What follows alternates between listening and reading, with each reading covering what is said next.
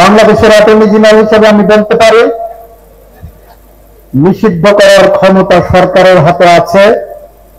যদি বলেন কোথায় আছে, তাহলে বলবো আওয়ামী লীগ হত্যাকারী, আওয়ামী লীগ ধ্বংসকারী শেখ মুজিবুর রহমান, যিনি আওয়ামী লীগের কবর রচনা করে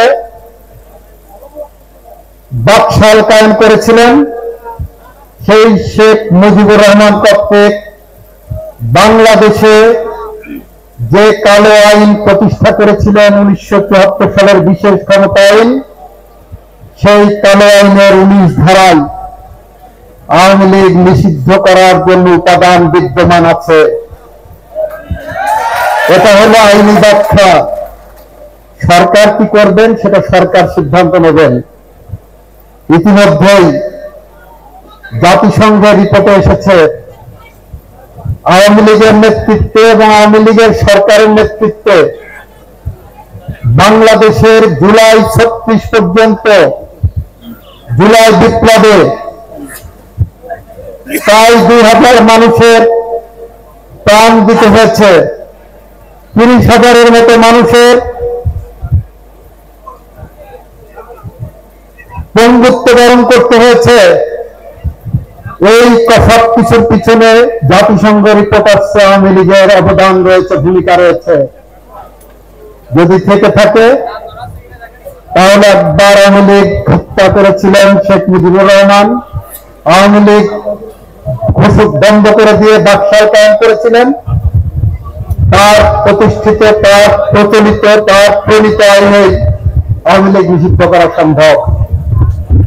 বিশেষ ক্ষমতা আইনের 19 ধারার দিকে তাকিয়ে দেখবেন। প্রিয় বন্ধুরা, দীর্ঘ 17 বছরে বাংলাদেশের মাটিতে 700-র উপর মানুষ গুমের শিকার হয়েছে।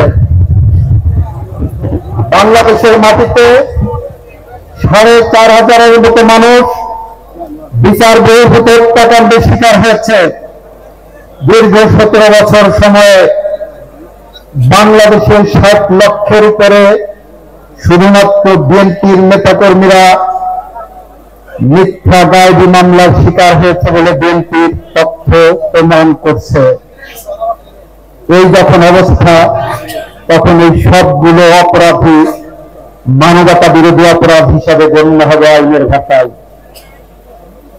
এখন যদি তাদের বিচার করা না হয়, তাহলে বাংলাদেশের মানুষের ভোটাধিকার ফেরানোর জন্য, গণতন্ত্র ফেরানোর জন্য, পুনর ভোট বাতিল করার বিরুদ্ধে কণ্ঠ সোচ্চার করার জন্য যারা আত্মাহুতি দিয়েছেন, তারা আমাদেরকে অভিশাপ দেবে।